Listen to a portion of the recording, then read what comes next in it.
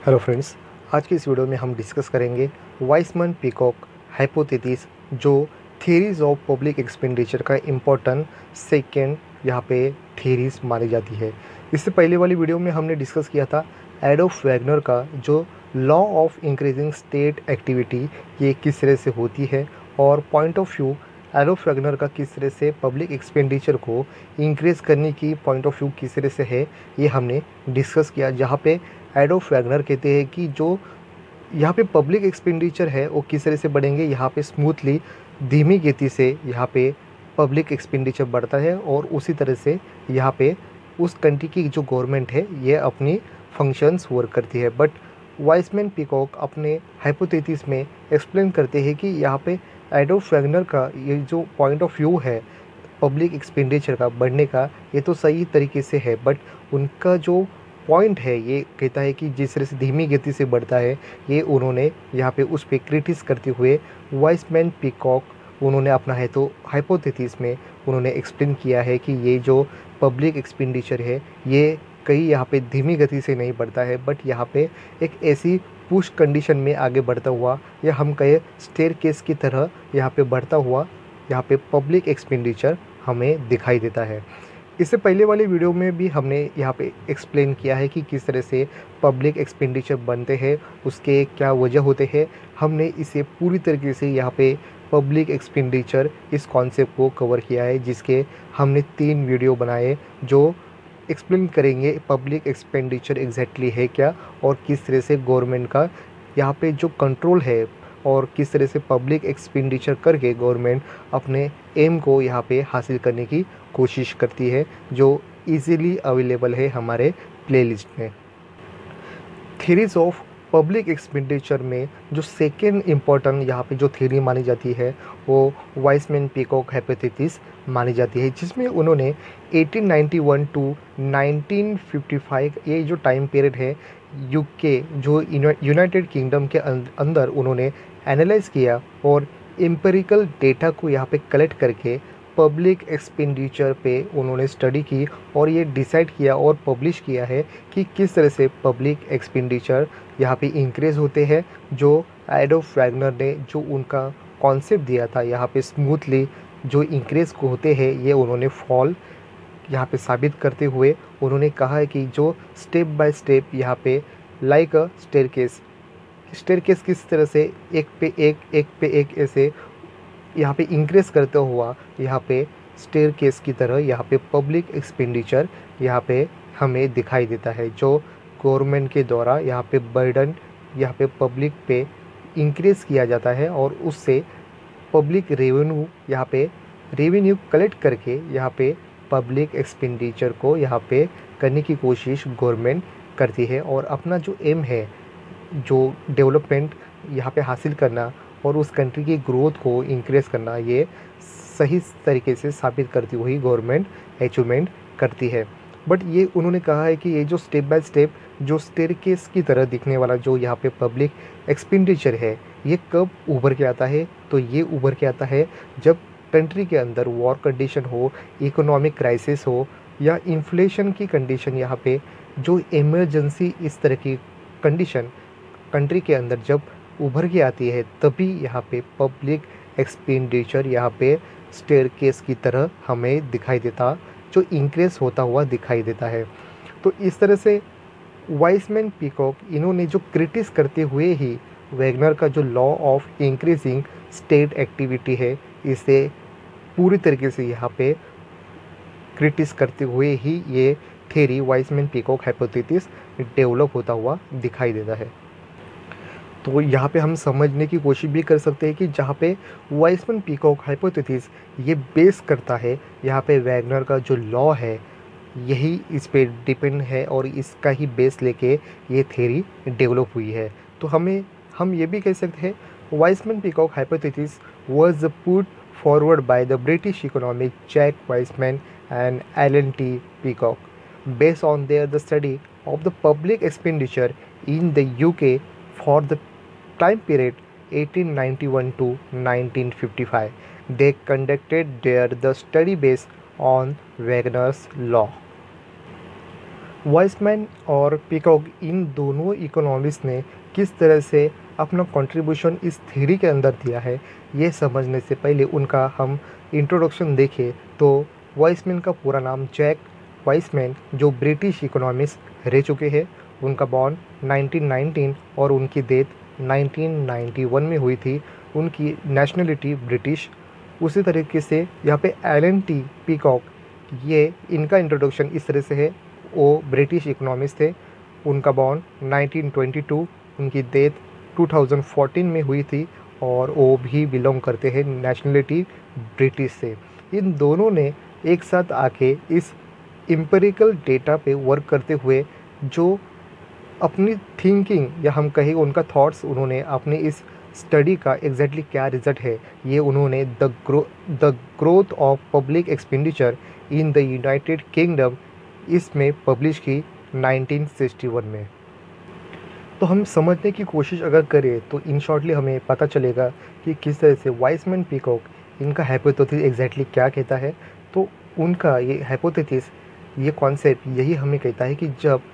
Country के अंदर अगर सडनली कुछ ऐसी क्राइसिस या हम कहें कि वॉर कंडीशन हो, इमरजेंसी अगर क्रिएट होती है, तो इसी टाइम पीरियड के अंदर यहाँ पे गवर्नमेंट यहाँ पे पब्लिक एक्सपेंडिचर यहाँ पे इंक्रीज करता है और इसी टाइम पीरियड के अंदर जो प्रीवियस जो पब्लिक रेवेन्यू है ये कम यहाँ पे साबित करता हुआ दिखाई देता है। बट ऐसे टाइम के अंदर अगर पब्लिक एक्सपेंडिचर अगर बढ़ता है तो यहाँ पे पब्लिक रेवेन्यू भी यहाँ पे बढ़ेगा। तो यहाँ पे पब्लिक रेवेन्यू किस तरह से बढ़ेगा, तो ये टैक्सेस जो स्लैब है इसे इंक्रीज करते हुए यहाँ पे गवर्नमेंट अपना रेवेन्यू कलेक्ट करती है और अपना पब्लिक एक्सपेंडिचर और भी यहाँ पे बढ़ाती है। इसी के साथ ये कॉन्सेप्ट हमें पता चलता है कि एडोल्फ वैगनर ने जो एक्सप्लेन किया था पब्लिक एक्सपेंडिचर कैसे बढ़ता था, तो स्मूथली एंड कंटिन्यूस ट्रेंड के ज़रिए। बट यहाँ पे उन्होंने वाइसमैन पीकॉक इन्होंने ये फॉल करते हुए ये साबित किया कि ये जो पब्लिक एक्सपेंडिचर है ये किसी भी तरीके से यहाँ पे स्मूथली या कंटिन्यूसली नहीं बढ़ता है। तो ये एक ऐसा इस तरह से पुश अहेड होता है या फैशन की तरह बढ़ता है, जहाँ पे एक स्टेयरकेस की तरह ये स्लैब नीचे से ऊपर जाता हुआ दिखाई देता है, जहाँ पे गवर्नमेंट अपनी पब्लिक एक्सपेंडिचर एक हाई लेवल पे जाके इंक्रीज करती है, जहाँ से उनको जो रेवेन्यू आने वाला है ये रेवेन्यू हाई लेवल के यहाँ पे टैक्सेस स्लैब से मिलते हैं, जहाँ पे बेनिफिटली गवर्नमेंट के अंदर इस पॉलिसी को लेके जो पब्लिक है ये इसे अगेंस्ट नहीं जाती है, क्योंकि जिस तरह से उनसे रेवेन्यू कलेक्ट होता हुआ है उसी तरह से पब्लिक एक्सपेंडिचर भी उस लेवल पे जाके यहाँ पे स्पेंडिंग किए जाते हैं। इस तरह से जो वाइसमैन पीकॉक है इनका जो नज़रिया है इस कॉन्सेप्ट को लेके, वो जनरली टाइम पीरियड के अंदर पब्लिक एक्सपेंडिचर एक लिमिटेड इस कंडीशन में यहाँ पे गवर्नमेंट के द्वारा स्पेंडिंग होती है। बट अगर इन केसली यहाँ पे पब्लिक एक्सपेंडिचर अगर बढ़ता है तो यहाँ पे पब्लिक पे ही यहाँ पे बर्डन आता है और पब्लिक पे यहाँ पे टैक्सेस यहाँ पे इंक्रीज करते हुए और भी बढ़ते हैं। और जब ये इंक्रीज होते हैं तो इस टाइम पीरियड के अंदर वॉर, इकोनॉमिक क्राइसिस, इन्फ्लेशन, इस कंडीशन के अंदर ही गवर्नमेंट ये अपने जो रेवेन्यू है कलेक्शन के ये बढ़ाते हैं। बट पब्लिक यहाँ पे उसे एक्सेप्ट करती है, क्योंकि ये कंडीशन नॉर्मल कंडीशन नहीं होती है और इसी कंडीशन को फेस से बाहर आने की कोशिश गवर्नमेंट करती है और इस तरह से कोई भी इसके अगेंस्ट नहीं जाते हैं और पब्लिक एक्सेप्ट करती है और रेडी होती है इस एक्स्ट्रा आने वाले बर्डन को जो टैक्स के रूप में यहाँ पे गवर्नमेंट को पे करने होते हैं। और इसी तरह से सोसाइटी के अंदर पब्लिक ये हेल्प करती है उस कंट्री की जो गवर्नमेंट है इनकी न्यू पॉलिसी को एक्सेप्ट करने की कोशिश करती है। बट देखा जाए अगर इस कंडीशन के साथ साथ जब उस सोसाइटी या गवर्नमेंट फेसेस से बाहर आती है, तो अगर समझे कि वॉर, इकोनॉमिक क्राइसिस, इस कंडीशन से जब बाहर आने के बाद भी यहाँ पे टैक्स लेवल ये कम नहीं होते हैं और जो न्यू टैक्सेस स्लैब है यही टैक्सेस से ही यहाँ पे रेवेन्यू यहाँ पे कलेक्ट करने की कोशिश गवर्नमेंट करती है, जो एक टैक्स लेवल ये स्टेबल कंडीशन में और भी कंटिन्यूसली रहने की कोशिश करता है। जब इस तरह से हाई लेवल की रेवेन्यू कलेक्ट की जाती है और उसी तरह से यहाँ पे पब्लिक एक्सपेंडिचर भी किया जाता है और इससे उस कंट्री की जो ग्रोथ है, ग्रोथ लेवल यहाँ पे अचीवमेंट करने की जो एम है, गवर्नमेंट एम को सही तरीके से साबित करता हुआ यहाँ पे अचीवमेंट करता है। तो इससे जो लेवल है, इस लेवल को ही यहाँ पे इफ़ेक्ट, जो डिस्प्लेसमेंट इफ़ेक्ट माना जाता है। तो इन शॉर्टली हम कहें, जो पब्लिक एक्सपेंडिचर जो इंक्रीज़ होता है, ये नॉर्मल कंडीशन से यहाँ पे रेगुलर, यहाँ पे जो स्लैब है ये इंक्रीज़ नहीं होता है, ये इरेगुलर यहाँ पे स्लैब पब्लिक एक्सपेंडिचर का माना जाता है। तो इस तरह से इस हाइपोथेसिस के दो मेनली यहाँ पे अजम्पशन लिए गए हैं और यही अजम्पशन पे बेस करता है ये थ्योरी। तो इसमें फर्स्ट है, in time of social and political crisis like war and economic recession, a large increase in government expenditure become inevitable। यही हमने कहा कि जिस तरह से यहाँ पे कंट्री के अंदर सोशली, पॉलिटिकली या इकोनॉमिकली यहाँ पे जो इमरजेंसी क्रिएट होगी, ये इमरजेंसी में ही यहाँ पे जो गवर्नमेंट अपना एक्सपेंडिचर बढ़ाती है और जो पब्लिक है या हम कहें उस सोसाइटी के अंदर लोग इजीली इस कंडीशन में होने वाले जो बर्डन है टैक्सेस के, इसे एक्सेप्ट करती है। सेकंड है, higher taxes rate where the acceptable even after the emergency because of this stress experience during the crisis,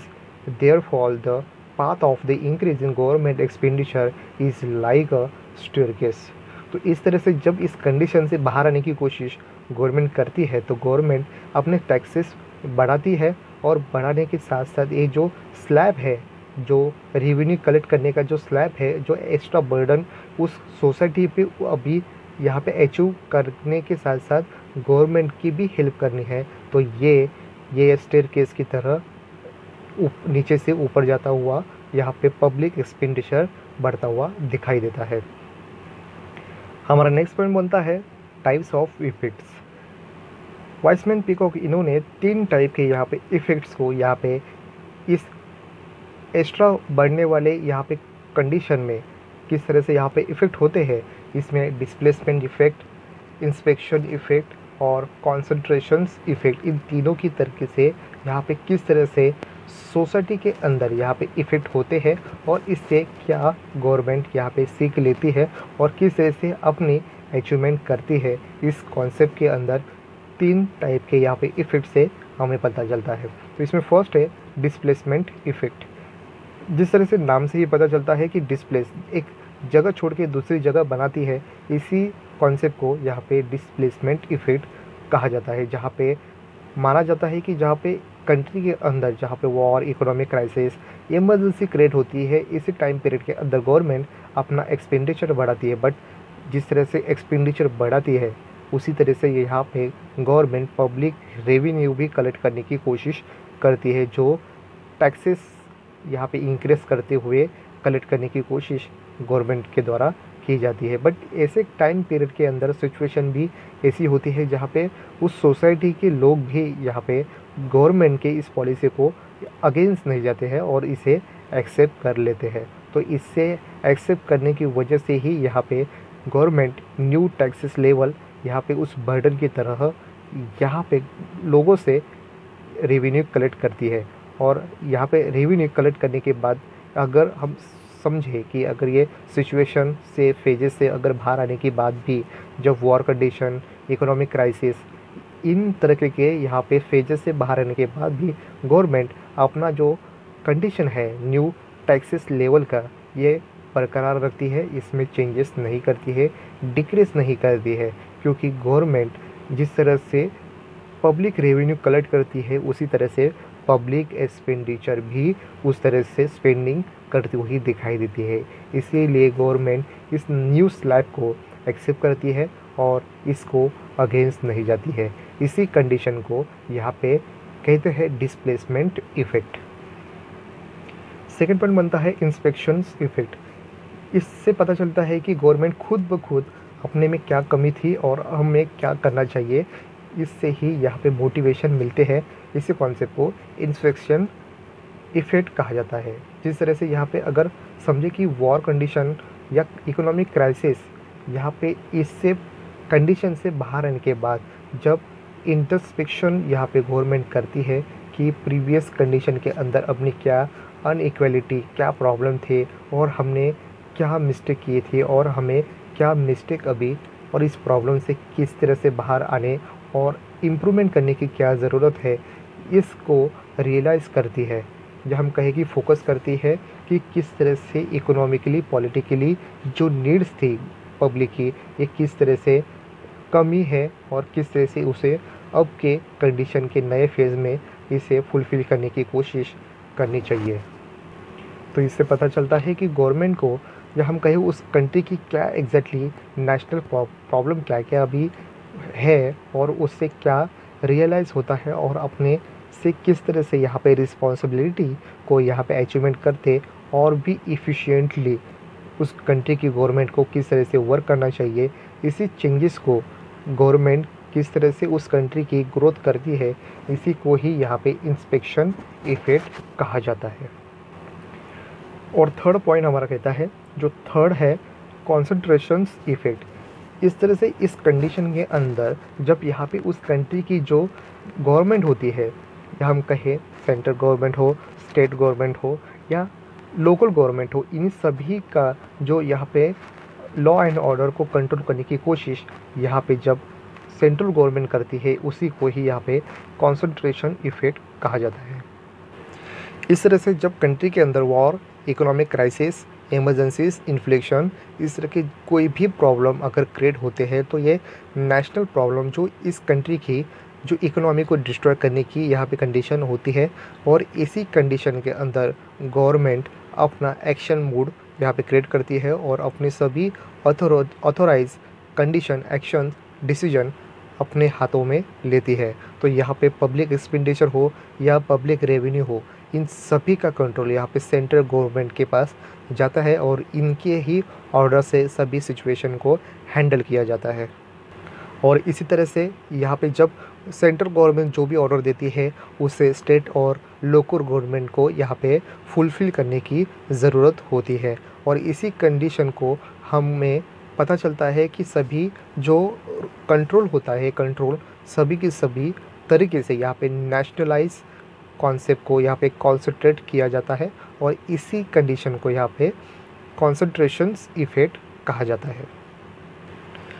इस तरह से वाइसमैन-पिकोट का जो कॉन्सेप्ट है, ये हाइपोथेसिस और भी बेहतर तरीके से समझने के लिए हमें इस डायग्राम की हेल्प से हमें पता चलेगा कि किस तरह से वाइसमैन-पिकोट अपने इस कॉन्सेप्ट में किस तरह से एडोल्फ वैगनर की जो increase in regular government expenditure को क्रिटिस करते हुए उन्होंने increase in irregular government expenditure को या फिर फोकस करते हुए इस डायग्राम को, जिस तरह से स्टेयरकेस किस तरह से होते हैं, उसी तरीके से यहाँ पे गवर्नमेंट अपने एक्सपेंडिचर हर सिचुएशन जो क्राइसिस होते हैं या हम कहें वॉर कंडीशन, इमरजेंसीज, इस कंडीशन के अंदर ही गवर्नमेंट अपने एक्सपेंडिचर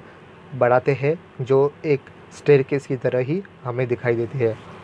इस डायग्राम में हम देखें तो एक्स एक्सिस पे टाइम पीरियड रहा है और वाई एक्सिस पे पब्लिक एक्सपेंडिचर, जो एक्सप्लेन करता है किस तरह से गवर्नमेंट के एक्सपेंडिचर टाइम पीरियड के अंदर किस तरह से यहाँ पे वर्क करते हैं। तो ऑब्वियसली हम देखें ओरिजिन है, ओरिजिन से यहाँ पे इस स्लैब का स्टार्ट नहीं होता है, ये स्टार्ट होता है ए पॉइंट को लेके। तो ए से बी का टाइम पीरियड हमें ये एक्सप्लेन करना है कि एक नॉर्मल कंडीशन वर्क कर रही थी, बट एक ऐसी कंडीशन, क्राइसिस, इमरजेंसीज क्रिएट होते हैं जहाँ पे गवर्नमेंट उस सिचुएशन को हैंडल करने के लिए फिर जो टैक्सेस है, जो पब्लिक रेवेन्यू कलेक्ट करने के लिए बी से सी पॉइंट को नीचे से ऊपर जाता हुआ ये स्लैब यहाँ पे लेवल को इंक्रीज़ करते हुए ही यहाँ पे सोसाइटी के अंदर लोगों पे अभी पहले से ज़्यादा यहाँ पे टैक्सेस बर्डन आएंगे। तो पहले का स्लैब ए बी से स्मूथली चल रहा था, बट यहाँ पे इरेगुलर गवर्नमेंट एक्सपेंडिचर होने की वजह से बी से सी सीधा नीचे से ऊपर एक स्ट्रेट वर्टिकल लाइन से यहाँ पे स्लैब बनता है। फिर ये स्लैब उसी कंडीशन से आगे और टाइम पीरियड के अंदर चलता है, फिर वो सी डी एक्सप्लेन करता है एक वही टाइम पीरियड के अंदर गवर्नमेंट अपना जितना भी पब्लिक एक्सपेंडिचर है उसी तरह से वो पब्लिक रेवेन्यू कलेक्ट कर रही है। तो ये स्लैब और भी इस तरह से आगे जाता हुआ डी पॉइंट तक जाता है। फिर ऐसी कंडीशन इमरजेंसी क्रिएट होती है, फिर गवर्नमेंट डिसीजन लेके फिर वर्टिकल यहाँ पे जो पब्लिक एक्सपेंडिचर बर्डन के रूप में बढ़ाती है, जहाँ पे DE ये एक्सप्लेन करता है कि वर्टिकल लाइन से ये गवर्नमेंट ने बढ़ाया हुआ एक्सपेंडिचर को एक्सप्रेस करने के लिए साथ साथ वो पब्लिक रेवेन्यू भी यहाँ पे जनरेट करती है। फिर टाइम पीरियड के बाद E से आगे जाता हुआ F पॉइंट तक ऐसे ही उसी स्लैब में जो टैक्सेस है गवर्नमेंट से द्वारा दिए गए हुए बर्डन को सोशली यहाँ पे जो लोग हैं ये अचीवमेंट करते हैं, एक्सेप्ट करते हैं। फिर आगे जाके फिर वही कंडीशन F से G तक वर्टिकल लाइन से गवर्नमेंट एक्सपेंडिचर बढ़ाती है। फिर उसी कंडीशन G से H तक टाइम पीरियड के अंदर वही टाइम पीरियड का जो टैक्सेस स्लैब है इसी कंडीशन G से H टाइम पीरियड तक जाता हुआ जाने के बाद फिर कंट्री के अंदर या उस सोसाइटी के अंदर और भी कोई जो इमरजेंसी आती है फिर वो H से I तक जाता हुआ वर्टिकल लाइन से फिर इसी कंडीशन को I से G तक वही कंडीशन बर्डन को लेके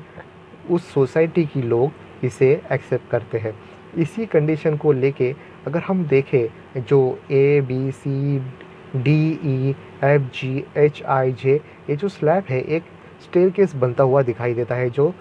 नीचे से ऊपर जाता हुआ लेफ़्ट से राइट तक एक पॉजिटिवली यहाँ पे कंडीशन इंडिकेट करता है, जो ये इरेगुलर गवर्नमेंट एक्सपेंडिचर है जो स्मूथली और कंटिन्यूसली नहीं बढ़ता है। एक ऐसी सिचुएशन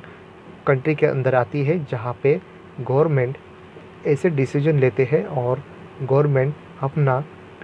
पब्लिक एक्सपेंडिचर बढ़ाने के साथ साथ पब्लिक रेवेन्यू जो टैक्सेस से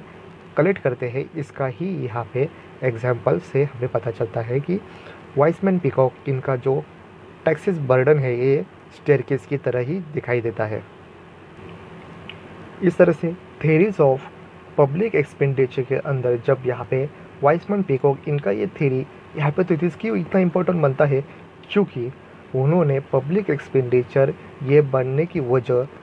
या सही है या रॉन्ग है इसे फोकस नहीं करते हैं। उनका फोकस सिर्फ और सिर्फ इसी कॉन्सेप्ट को लेके है कि यहाँ पे फोकस जो हो रहा है ये पब्लिक एक्सपेंडिचर क्यों हो रहा है और ये इंक्रीजिंग हाई लेवल पे क्यों जा रहा है। इसी कॉन्सेप्ट को एनालाइज करते हुए इस कॉन्सेप्ट में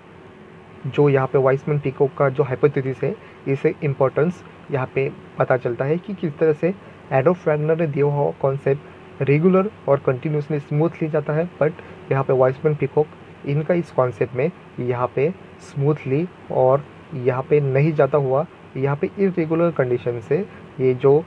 पब्लिक एक्सपेंडिचर है ये कंट्री के अंदर क्रिएट होते हैं और जो सोसाइटी यहाँ पे एक्सेप्ट करके फिर ये ग्रोथ उस कंट्री के अंदर अचीवमेंट किए जाते हैं। तो इस तरह से आज की इस वीडियो में बस इतना ही। Thank you.